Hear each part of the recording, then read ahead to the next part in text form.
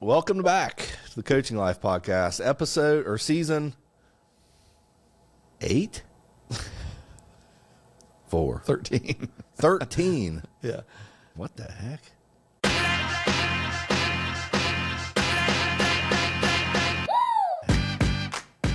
Yeah, 13. Good to see you, Coach. 13. We're back for 13. This is our 13th season. Yeah. We split them up a little bit. What an open. Yeah. I think the reason why we've been podcasting for 6 years, correct? 6 years? Yes. We decided? We always started a new season after Christmas, coming into the new year, the new baseball season after. And then going into the new school year in August, we started a new season. So it's 2 seasons per year. I think is what happened.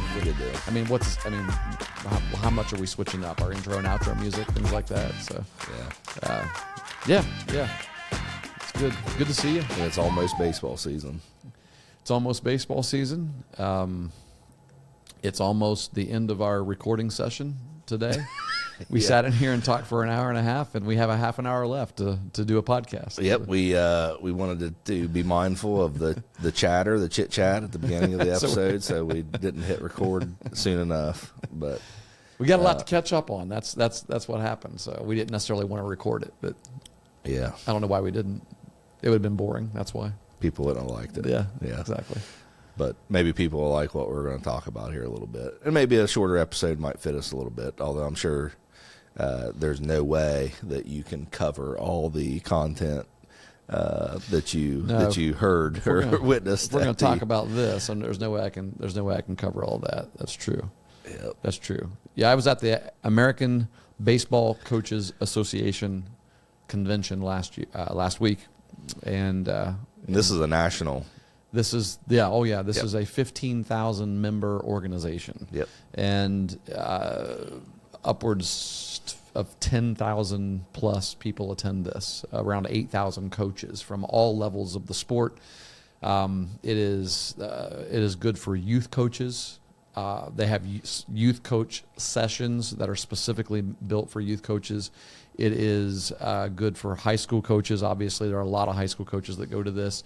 College coaches, professional coaches and players. I mean, I ran into Trevor Bauer in the trade show, and Don Mattingly was there, and it's basically guys looking for jobs. Right? Yes, well, it's a good place to network. He recently got hired by the Phillies as their bench coach. Yep.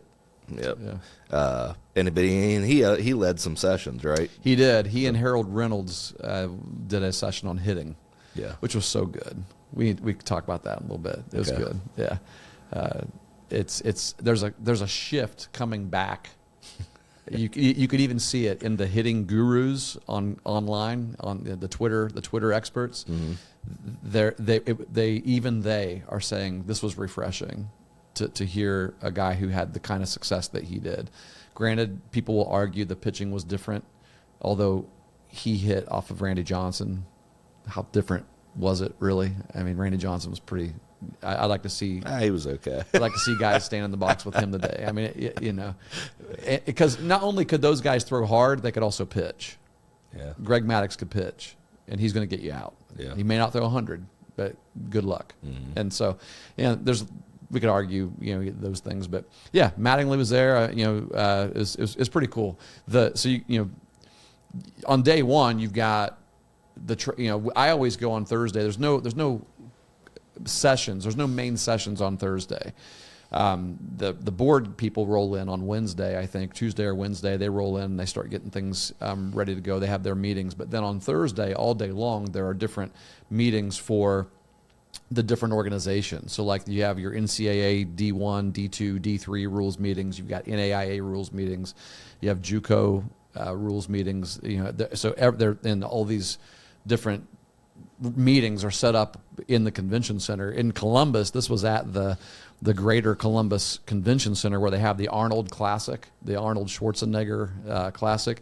And it used to be this convention center was where our state association clinic used to be, but we only did a portion of it. Like we were in like Delaware A and B, which is outside the main Battelle Hall and all that area. And I've never been to convention at the entire thing. That place is humongous. It is absolutely humongous. It's perfect for this, and because that's the type of space that this convention needs. There's a reason why it's only in 4 cities, and Columbus then has become the 5th, and hopefully we get to keep it close by. They didn't mention anything about coming back. If they do, it'll be 5 years from now. Yeah. If they do. Where is next year's? Next year is Chicago, and that was the first one that I went to. So it's back around to the beginning. I went to Chicago it was 2022, I think. Oh, okay. I think it was because that would be in 21 it was online because we couldn't do anything in person in 21. In 22 you still weren't supposed to do anything in person in Chicago, and so it was interesting to have the convention there because everyone was forbidding you to go out to eat at the restaurants, right? And you're supposed to wear a mask everywhere, and you get all these baseball coaches at this convention center, and they wore their mask. Yeah, of course we did. and we ordered in. The next year it was at Dallas at the Gaylord Opryland, or not Opryland is Nashville, Gaylord Hotel. They're everywhere. That's where it was last year at DC as well. So Dallas, and then Nashville, and then DC, and then this year was Columbus. And so hopefully that's the chain that they'll keep using, because really, that for us, that's the longest trip then is Dallas. So it's a pretty decent deal for us. And I'm going to say this, and I know you've not been to one yet. I've not. And I was talking with a couple guys up there. Coach Veit from White Oak, he's in our Southeast district, was recognized. There were a bunch of guys recognized on the first day. They open it up with different recognitions. And there is an award for people who have been members and attended the convention and been members for 35 consecutive years. Wow. And he hit his 35th year this year. Wow, very nice. Yeah, and basically you become a lifetime member. And so he was one of those, and so congratulations, Coach Veit. Yeah, that's awesome. I was planning to go. Listen, people have to. I am going to, at our state convention here in 2 weeks, I'm just going to let people know, guys, this is especially when it's in our backyard. You've got to go. The energy level that it builds in you. Just for the deals alone. I mean, you go in the trade show. It's a mega mall for baseball, and everything is half price. It's incredible the things that you can just if you're ready to purchase some things. I hooked up my assistants with new bat bags or backpack Rawlings Gold Glove backpacks and Cooperstown Fungos, soft maple Fungos. That's all you guys do is buy Fungos. So that's all the Eastern baseball programs, man. Get them all hitting. They all like to play golf. Yeah.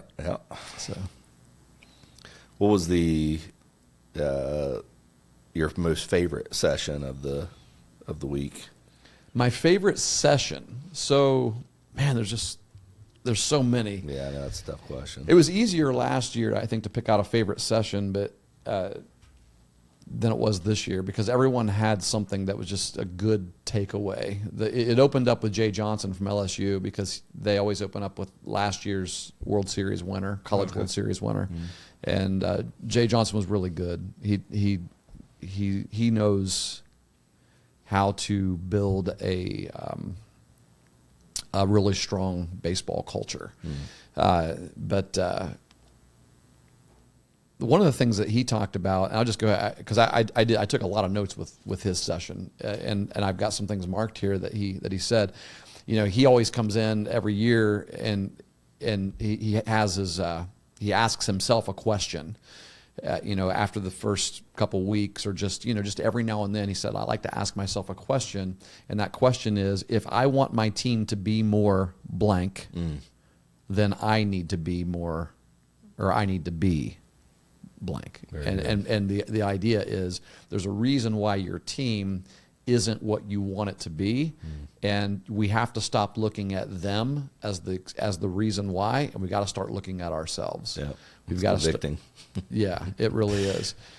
And I mean, he's all about training and practicing under pressure, putting people under pressure in practice. He's like, if you think that we're going to practice every day without a ton of pressure and be able to get to the tournament, the playoffs, the tournament where there is a ton of pressure and be able to handle it and be able to succeed, you're wrong. You're wrong. And so you've got to train at the level that you desire to compete at. And there's those kinds of tidbits were really good. And he talked about, giving them a safe space, practice being a safe space to fail, specifically to fail. That if you don't have what he actually said, he wrote down, or I wrote it down because I tried to get the whole quote. If you don't have a 15% failure rate at the things you do in practice, then it's likely not going to translate into success in a game. Then your practices, because what you're doing isn't challenging. It's not challenging enough. Yeah. I think about that with our BP. Guys get frustrated when they have to hit off the hack attack when it's throwing 85 in batting practice. We don't do that all the time. We're not doing that before a game. It's confident batting practice before a game. But every day we're making it hard, and it's frustrating to them, and you see them getting mad. But it's also good on the mentality as well. And it was just that kind of, it just re-emphasized to me we need to keep helping players understand why we do this, why we're doing this, and why it's hard, and why it's sometimes frustrating in practice. Did he talk about how he simulates that pressure that he talks about, or is it just a matter of competition, putting you in spots where you got to make certain plays? Like, I know several episodes back we talked about, more live reps as opposed to. Yeah, they talked about that. Obviously, they gave, they'll break down some of the things that they do in practice and show you videos of drills and things like that. But a lot of it had to do with just competing, building competition, creating competition in practice. Ryan Alexander, who coached at Grove City High School, did a session I think on Sunday, maybe Saturday. He's going to do this, I think, at our OBCA, OHSBCA clinic, or he did last year maybe, on just different, like 24 different drills to compete in practice. Nice. And I remember him doing it last year because I asked him for the PowerPoint or for his notes from it, and he sent it to me. I'll shoot it to you. Okay. There's some good things on there. I picked up some good things on that. So this was also really good. He said, what year was it? It was a couple years ago. They won their first 9 games or so. LSU did, and then they lost, and then they had a little bit of a losing streak. But somebody, a coach, a well-respected coach, told him, this is Coach Johnson from LSU, that he said, your first loss will tell you everything you need to know about your team. Right? Like you'll have a pretty good idea of what you have after your loss. Your wins, you think you're pretty good. Okay. Then when you lose, how your team loses tells you a little bit about what you actually have, and then what you can build from there. And I jotted that down because I wanted to remember that as well. Yeah, kind of goes hand in hand with the 15% failure rate in practice a little bit. Kind of. There's certain challenges you face that when you lose that you kind of, it helps you learn a little bit about. Yeah, you have to learn how to fail. Sure. Yeah. Or right, fail, and then what's your mentality regarding going forward. What are you going to do about it? Yeah. So, good thought there. Yeah. Yeah. So I mean, that's that was just session 1. That's Jay Johnson. I mean, and then from there you got coach after coach after coach. But I did have a favorite. Right. But I don't have any notes from his session because he told us not to take them. Really? Interesting. Yes. So I would say without any doubt, my favorite session. Yeah, I created a page. I was going to show it to you. Yeah, there it is. My favorite session was Jeremy Sheetinger, he started the ABCA podcast. So he used to work for ABCA. I think he coached at Georgia Gwinnett College, NAIA school in Georgia, and then went to ABCA, and then went back to Georgia Gwinnett to coach. I think either maybe he attended there and played there, and then went to ABCA. I don't know, but he's been really, really successful. They've been to like 7 straight NAIA World Series, and they won last year. He just recently got hired by the Nationals organization. Cool. I'm not exactly sure what his title is, but he left Georgia Gwinnett this year to go work for the Washington Nationals. But man, he's so dynamic. What was his topic? Well, his theory around not taking notes.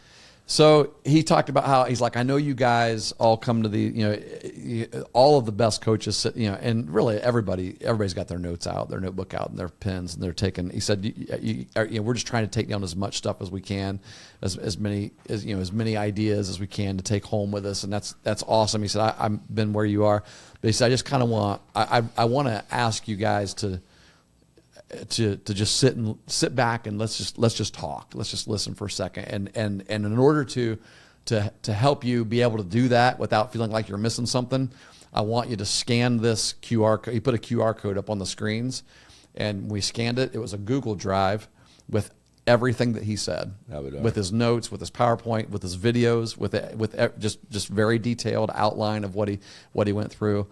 And it was nice. That'd be nice if that's how everyone did it. Yeah, exactly. But his talk was on the it factor, like, basically the thin line between where we are right now and where we want to go, and basically just all of those essential, unwavering, non-negotiable things that are required if you want to be elite, truly elite as a program. And I mean, he has done it the way that, I mean, and Jeremy's he's not an arrogant guy by any means. He's not like, you do not sense any glory wanting to come to himself. He's such a, I don't know. We need to get him on here someday. He would come on. He would definitely come. He's just he's a loving, he wants to help anybody that he could possibly help. Every day as he's driving into his, follow him on Twitter, X. As he's driving into his office, he just puts his phone on and he records. He talks about the drive. Here's some thoughts I got on the drive in. And it's just all just so positive, motivating. It's really, really good stuff. But I mean, his teams, there's a level of expectation when you play for him it's unmatched. It really is. I mean, everybody has an expectation that your kids are going to, clean up after themselves and they leave the dugout and things like that. He does not allow the custodial staff at Georgia Gwinnett to come into their clubhouse. You are not allowed to clean in here because this is our responsibility. Our guys are going to clean this.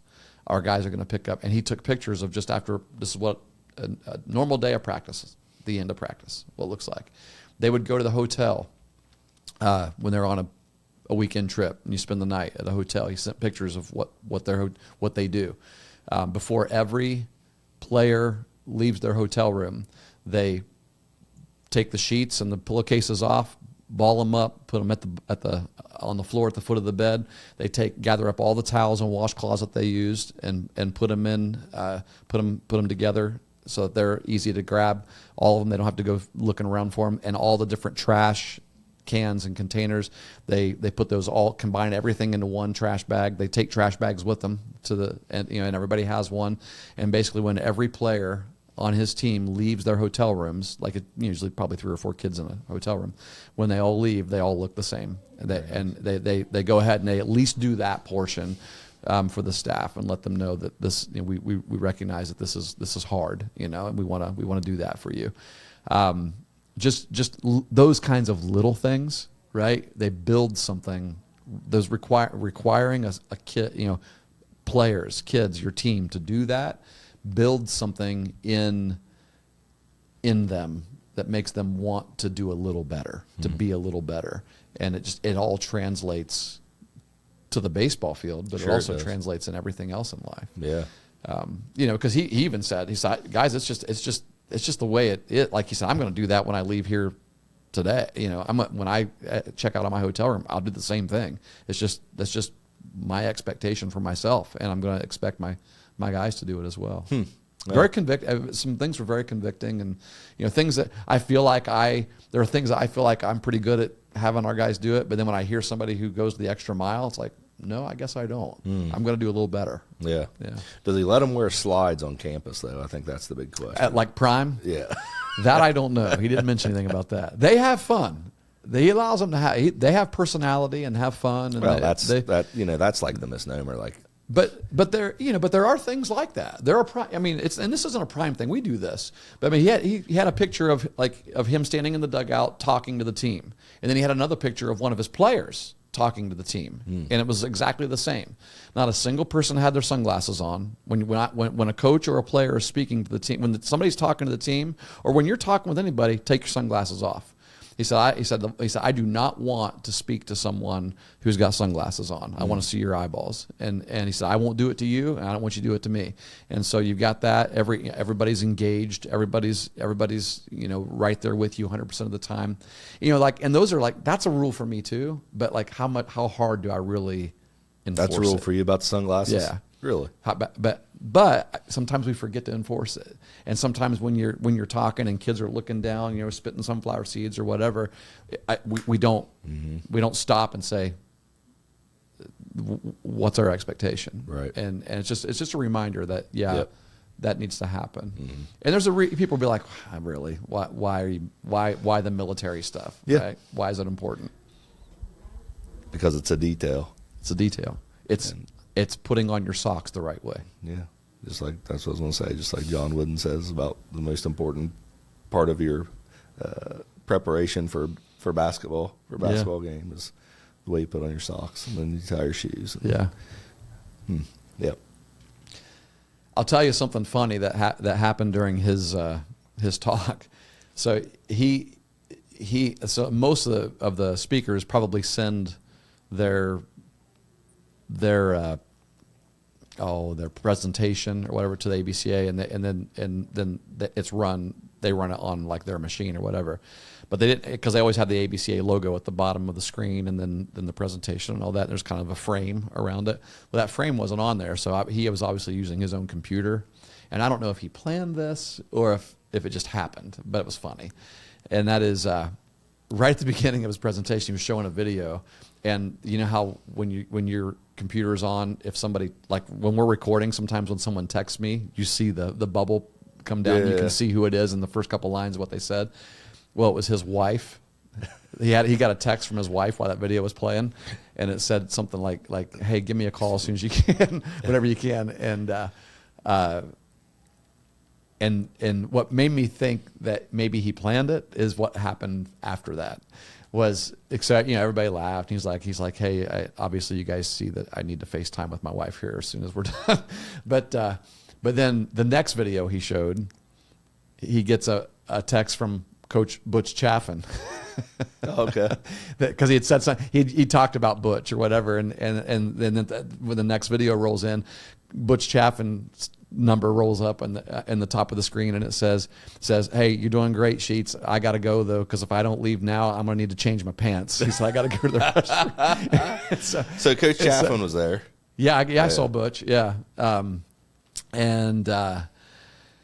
let's see, Mike Rooney, the ESPN and college baseball analyst. He had something like, "Hey, make sure you let people know that."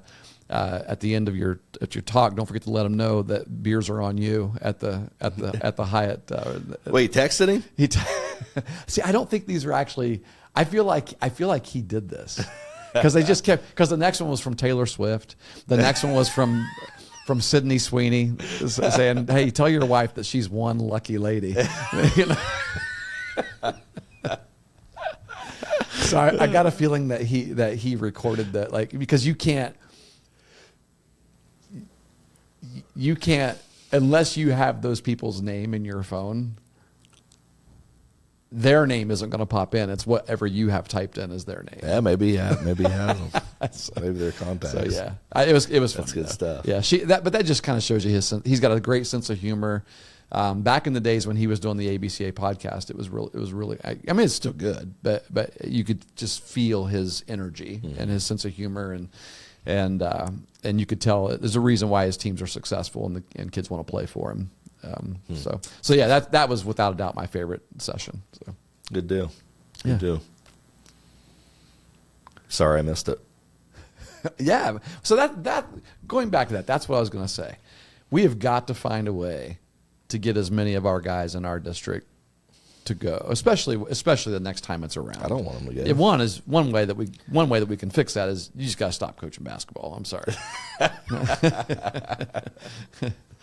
don't want these other guys to go. I want to see. That's the difference between our association and our coaching fraternity and other sports. It's all people say that all the time. They're like, the football clinics are not like this.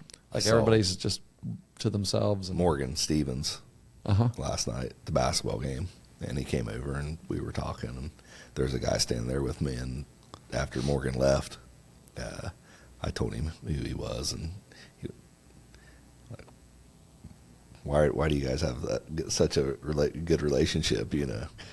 With a rival team, a rival school's coach. It's just that way. It is with baseball coaches. It seems like so.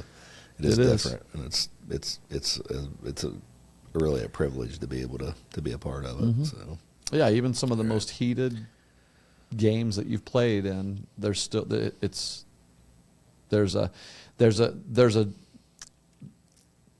a respect there that even if you don't agree with or you don't like the person, there's still a respect that is there, because this is hard. What we're doing is hard, but I think even in addition to that, on another level, baseball coaches are pretty open about sharing as well. Like, there's not a lot of secrets in the game. There really isn't, and so it's amazing. And this is what some of these other coaches that come to our clinic to speak, that are maybe it's a football coach that, someone who spent most of their life in football, or maybe that's a strength coach and they haven't been in baseball, but they speak in all these other ones. One of the things that they always point out is just how open baseball coaches are to sharing their stuff.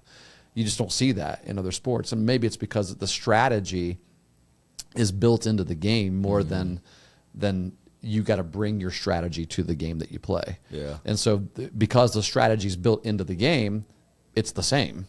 I mean, really, how many different bunt coverages are there? Right. And how many different, steals, and plays. But even then, there's strategy to, getting better at executing those. Yes. And even that is shared. And even that's shared. Yeah, drills and this is how we practice, and this is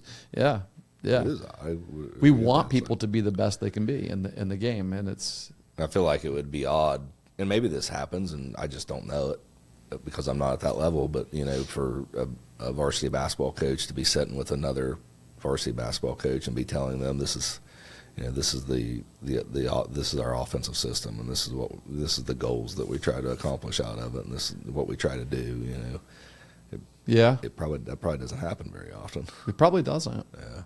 But think about that. Even how many different ways is there to run a basketball offense today?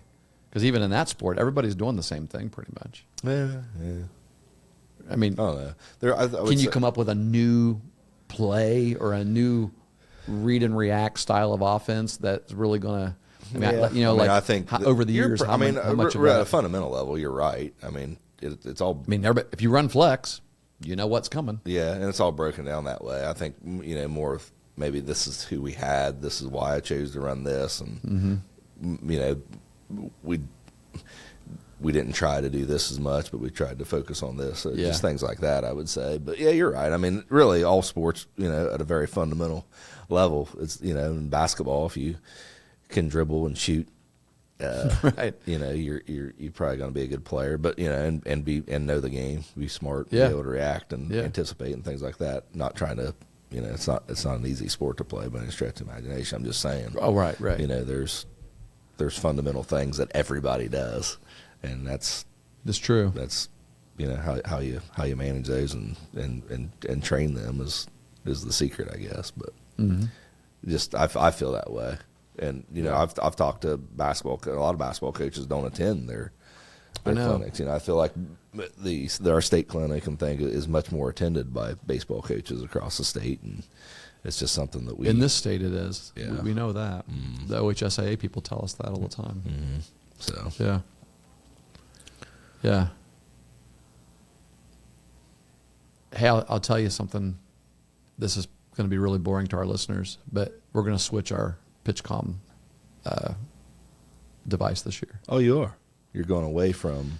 We're going away from the. Well, oh, you're still going to use the same device, but you're not going to use the. We're still going to use the same device, pitcher to, or coach to catcher, right? But we're doing the watch, the wristwatch. Really? Yeah. Go route. We're going to go with Go route.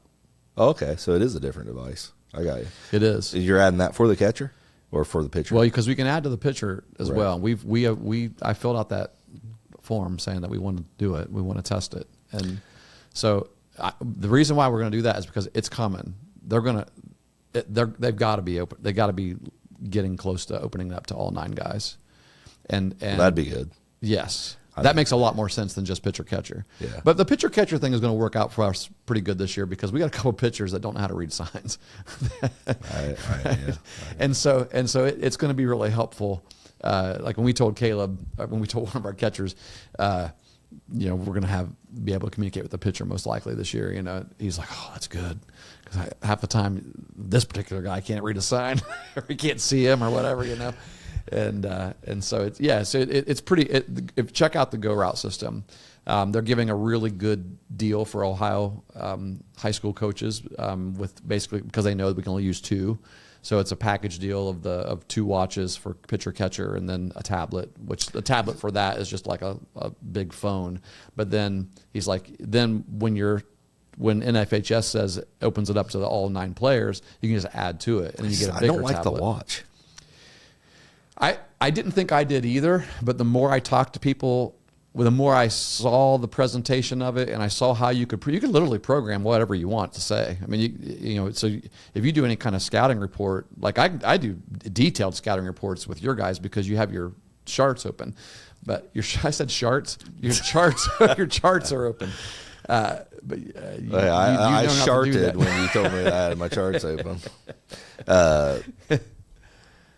Yeah, I mean, so if they would move to all 9, then you're talking that's your new play calling system and everything. Oh yeah, and now your center fielder knows what pitch is coming. They should anyway. If it's being communicated from the middle infielders, but how often is that actually happening? Well, right? I mean, but I used to watch. I used to catch the sign in center field. That's actually how you could see it. Well, that was actually how I realized I didn't at the time, but my senior year, I was in center field looking in there. I was like, I can't see his finger. Huh. And it didn't. It's pretty impressive. It didn't dawn on me that my eyes were getting I'll be bad darned. until years later. And then someone, I get it, and they say you gotta get glasses. I'm like, wow, my eyes were getting bad. A similar thing happened to me. You're gonna laugh when I say this, but I played a slow pitch game at Middleport. Oh, well. Shoot, I don't even remember when it was. It was when we first moved back. Well, we had church softball. Yeah. And we were playing a night game, and I went out to the outfield, and I'm out there in left field, and the lights aren't that great, and the ball gets above it, and then you got to refine it again. And the ball's, it's a fly ball, and I'm like, man, I can't really see this thing. And so April's like, go get your eyes checked. And so I did, and they're like, yeah, you need a slight prescription. And so I got the glasses, put them on, and went out there and played, a couple weeks later. And it's a huge difference. When you put your glasses on, did you know, could you see leaves? Trees. Yes. That's what I noticed too. The first time I put those on. Yeah. Yeah. And I still don't wear, it's a very small I don't need them to drive. It's not required, but I should wear them because things look better, more crisp. Yeah. I need mine to drive too. So I can't pass the test without them. But. Yeah. But no, I think we're still going to use, because you're allowed to use both. We're still going to put. Caleb said, "Can I still have the earpiece with Brock?" Basically talking also. So yeah, you're like, I looked it up before I answered him. You are allowed to have. You can use both simultaneously if you want to. If you want to, basically have the pitch call on the wrist, and then hey, just a reminder. There should be no reason not to, really. Yeah. That's cool. I don't know. We're not going to do pitcher communication this year. But Even with your young catch, because you're going to have a whole new system of young catchers, right? well, we'll have everybody's going to be young. I mean, I can But see it no. with Jake. I mean, you can just kind of say, "Here, it's yours," because he's done it all his life and he's a senior. But you're not working with the same guy. Sorry, we are going to do coach to catcher. We're not going to do coach to pitcher. Gotcha. Yeah. We wouldn't either unless we bought something new because we don't have an extra device. You can't use the two different, like the ones we bought, the PitchCom. Yeah. You can only you get two different earpieces, but you can only use one of them. Right. But if they open that up to everybody, then we would definitely look to do that. Yes. Because it would just be, Yeah. that's a different level. And why not? What are we waiting on? I know. Let's just do it. Yeah. Come on. There's no reason not to. Well, what happens is, like these guys were giving their presentation, they're like, it's got to happen. Because what's happening is any of your kids that play summer ball, like 10-year-olds, it's like we're going to travel tournaments and we're seeing 12U teams with these wristwatches on, and you can't do it in high school. Yeah. So Yeah. So that'd be good. Yeah. So I agree. That'll be another expense I'll have to save up money for. So there's that, and then I'll give you another thing. We're going to add the huddle camera.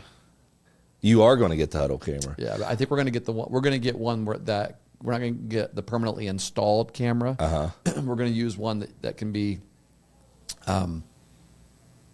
taken to other fields as well. So, FYI, Okay.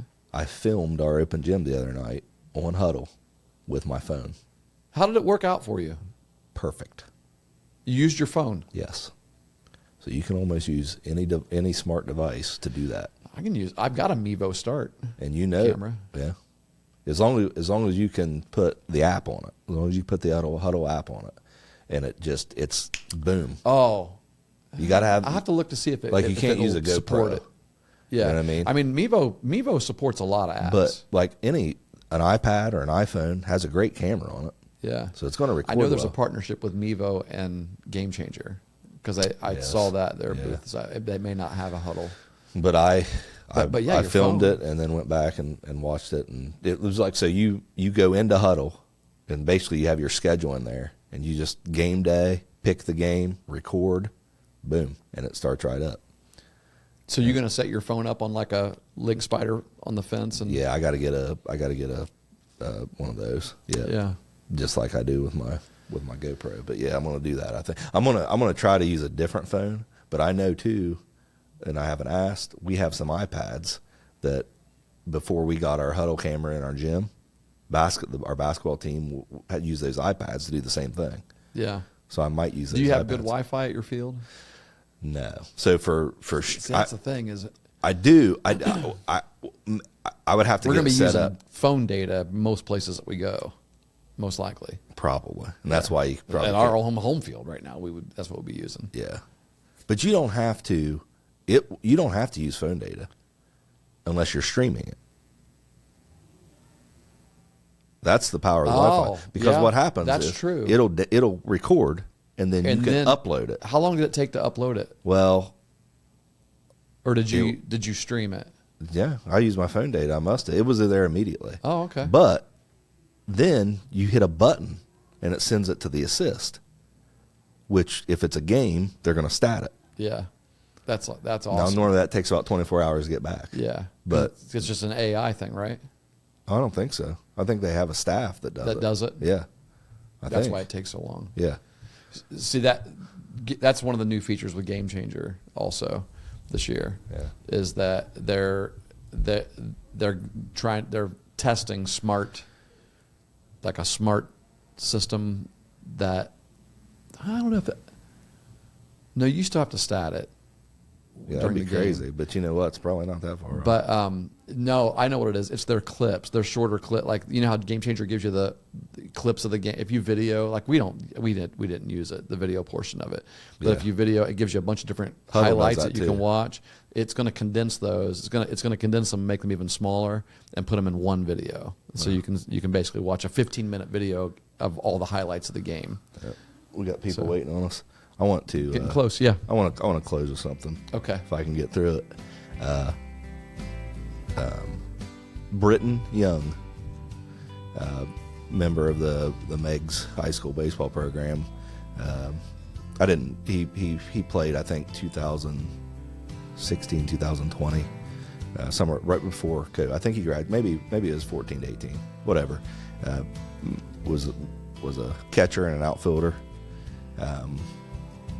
I coached his brother, Braden, great kid. In our banquet, I said Braden's the type of kid that if you had a daughter, you'd want him to that type of person to marry your daughter. All the guys thought that was hilarious, but he was. I still think he's a good kid, and good family, know their family well, and just good people. Brenton passed away this past week, and I want to let his family know, his friends know that I'm thinking about him and praying for him. And I want to say this: anytime Brenton, I would see Brenton. I didn't coach him, didn't spend a lot of time with him, but anytime I'd see Brenton out, he would. I don't remember a time he didn't shake my hand. He didn't have a smile on his face, and he didn't make me feel like he was happy to see me. And I wish I'd have told him that. And I think for, coaches and parents and players, officials, all of us that, we're a part of this game and part of sports, it's easy to get wrapped up in the struggle and the challenges and the chasing the dreams and the passions and all those things. But at the end of the day, those are all just things, and we don't get to take those with us. Really, our most valuable possessions we have in this world is the relationships we have. Yeah. And I think we need to remember that on a daily basis, and we need to be intentional about it so that we take care of those relationships and we take care of each other. Yeah. So thinking about you all, and just wanted to share that, Coach. I appreciate it. It's a good word, Coach. Yep.